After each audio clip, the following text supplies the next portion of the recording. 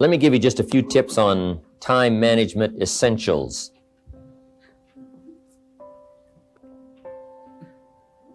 First of all, you run the day or it runs you. A little simple analysis. It's not that difficult to get something started, and you run it for a while, and after a while it starts running you. That's part of the challenge. I told my staff one day, giving birth to a tiger is one thing, learning how to ride it is something else, right? Sometimes you start it and then it turns around and starts giving you all kinds of trouble. Next, the time you've already committed to labor is enough time. If you're working already 8-10 hours a day, that's about it. You just can't work much more than that. Bursts at a time, you can work 12, 14, 16, right? And I'm sure we've all learned to do that, put in the extra time. But after a while, you pretty well have to put your life in balance, or your health is in jeopardy, and your heart's in jeopardy, your blood pressure is in jeopardy, a lot of things, if you don't stay in balance. So you don't have to put any more hours, probably. All you have to do is just make better use of the hours. A cliche we've all heard. It's not the hours you put in, it's what you put in the hours that counts. Now also you need a written set of goals, time management essential, priorities. Good plan for the next 10 years especially, some of the things you want to accomplish. Let our dreams pull us through, our objectives sustain us, get us up early, keep us up late, all right, drive us to do the disciplines, read the books, take the classes, study, whatever is necessary. And a constant review of your goals, because that's how you determine how to use your time, whatever priorities you're going for. Then you need a plan to achieve your goals.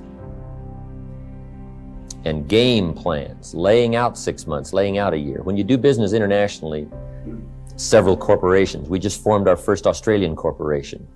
You just got to have game plans to lay all this stuff out. Otherwise, it just doesn't get done. Things get missed. Taxes don't get paid. The details don't get taken care of.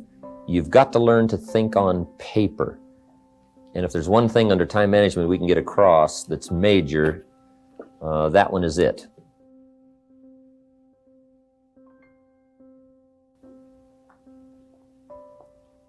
Another key is learning to separate majors from minors. That's high on the list. Making sure you don't spend major time on minor things. This is why you need to think on paper, put your game plan on paper to make sure you're not spending major time on minor things. Little phrase I have says, don't mistake movement for achievement. It's not that difficult to get busy. What you have to do is check to see what you're busy on.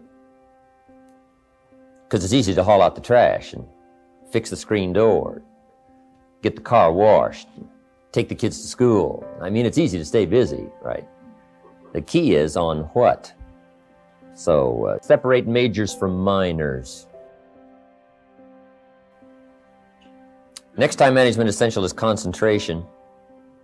Zeroing in. Preoccupation is fatal, both on the freeway and in business.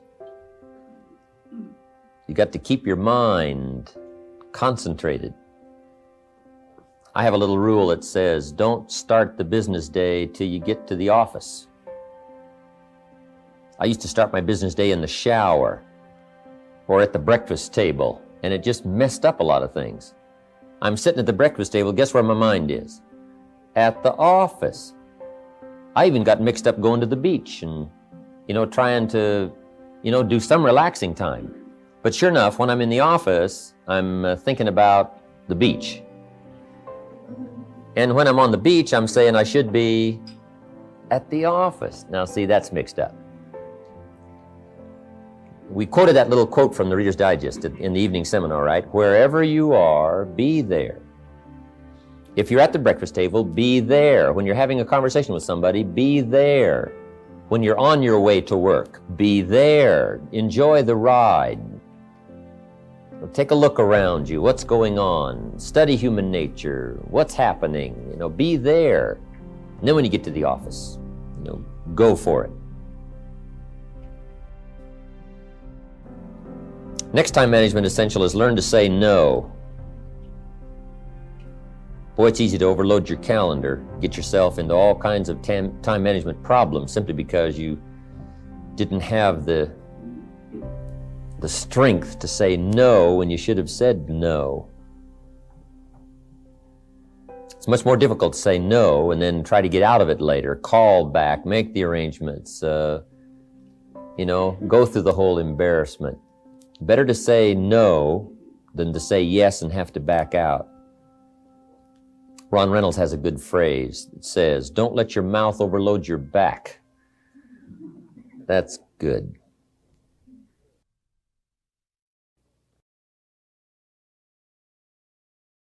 The next time management essential is when you work, work, when you play, play. That one I learned the hard way. See, if you're going to put in a day, just put in the whole day. And if you're going to take some time off, take it all off. Right? Take the whole day off. If you're going to work a day, work a good, long, hard day. If you're going to play, play, play all day. Either work all day or play all day. Because guess what? If you're going to knock off at 3 and go play, guess what you're thinking about all morning? Right? Knocking off at 3 o'clock. I mean, it just, it's one of those things. It's hard to zero in, on something and make it productive if you're making plans to do something else.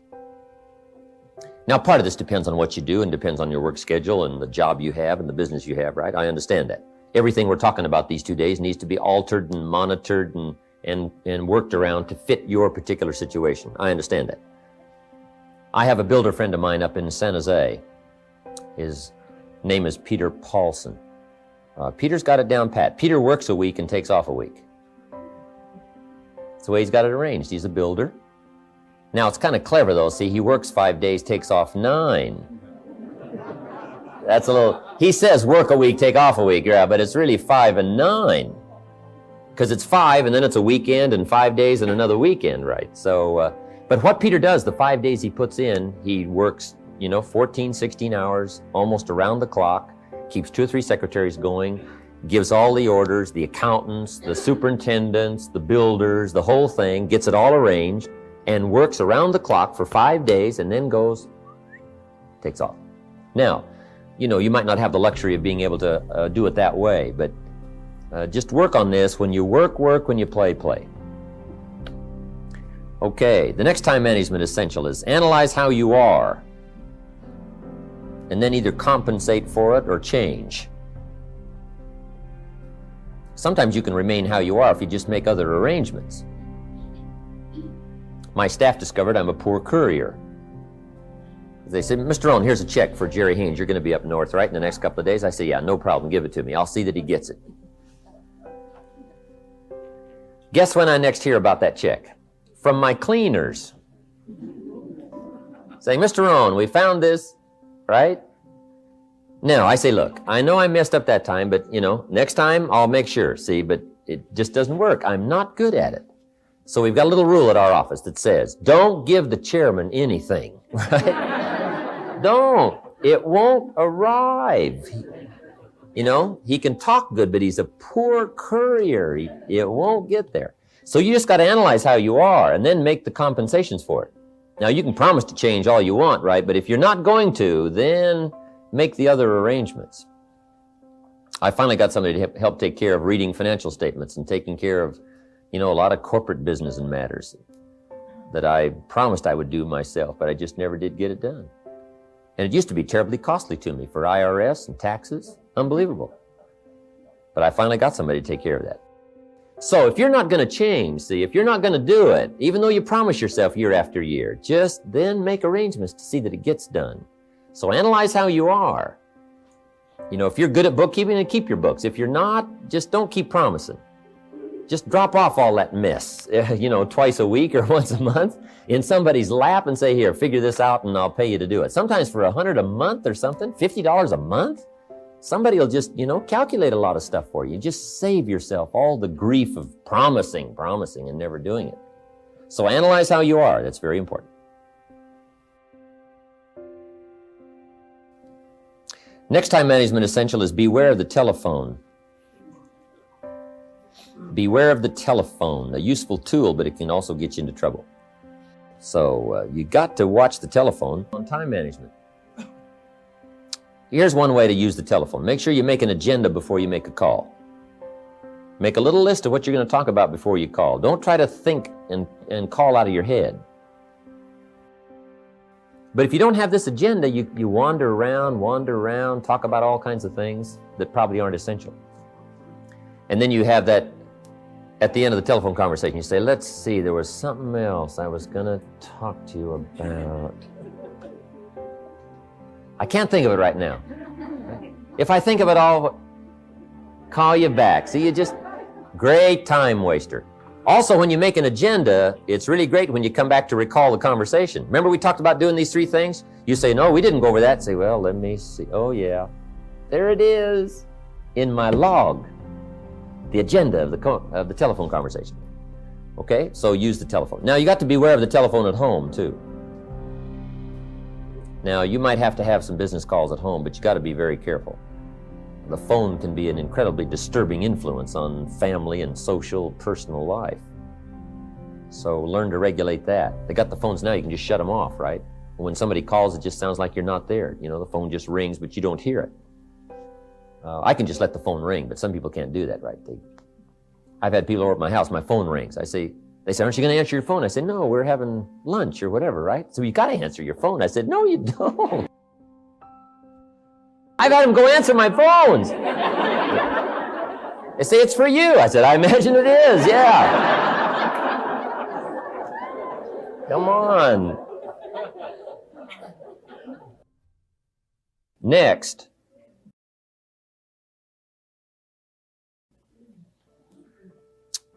Time management essential is have a certain time to solve problems. We found that helpful, especially in the business world. We say problems after 3. Just set them aside. Now, you don't ignore them, but you just set them aside in a certain time frame. All the problem calls, you just call back after 3 o'clock and just go right through them. Now, also, in setting them aside till 3 o'clock, problem comes in at 9 o'clock. And you say, hey, 3 o'clock, Mr. Rohn's going to get on the phone and make all these problem calls, right? Call back all these answers. Guess what usually happens between 9 and 3? Somebody calls back and says, hey, tell him not to call. We've already got it worked out. But see, if you take that call when it comes, sure enough, now you got to spend time. We learn in sales training. People ask questions. You say, hey, save that till training class. Bring that question to training class. You just learn those time-saving things so you don't have to cover the same things with each person. Okay. Next on time management is read all the books. Just get you some ideas on time management from the books. There's books by Bliss, McKay, Lakin.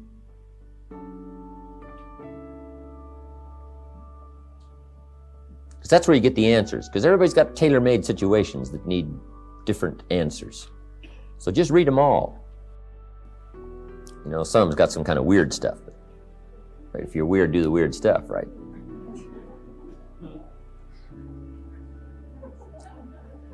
Whatever, read it all. Next time management essential is be more alert.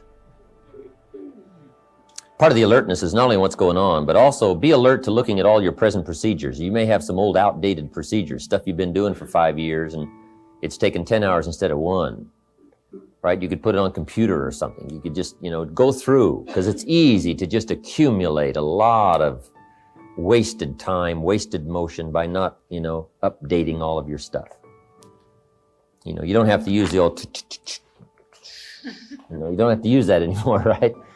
The old calculators. They got the neat, easy stuff, right? Just go through and make sure you're not bogged down with some old, antiquated stuff that's wasting a lot of time. And then be more alert. Take a look at what's going around you. Say, hey, I've been going from here to there and it's taking too much time. In sales management, we teach, don't go across town until you've gone across the street. Have they heard your story across the street? Guys, I got this hot prospect 40 miles away. Well, it just probably isn't worth the time. It's too far. You know, the span of distance is too long. Just shorten up the span. So be alert as to those kind of time wasters. The last one here is ask questions. When you get ready to talk to somebody, ask some questions. It might save you a great deal of time.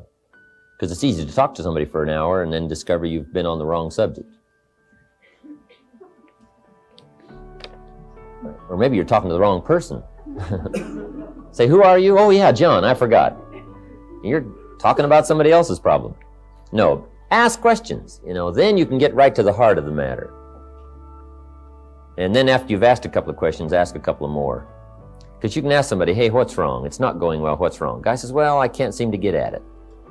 And then you just go on, here's how you ought to get at it and so on, when that's not really the problem. Most people at first don't disclose the real problem. Make sure you learn that in management. Most people at first don't disclose the real problem. They disclose the surface problem. Sometimes the real problem is the problem. Guy says, well, I got some problems at home. So, oh, that's why you're not getting out there. I've been talking about hitting it when the real problem is something's wrong at home. Let's talk about that. See, just a couple of questions, and you just save yourself an hour. You save yourself talking too long about the wrong things just by asking the questions. Okay?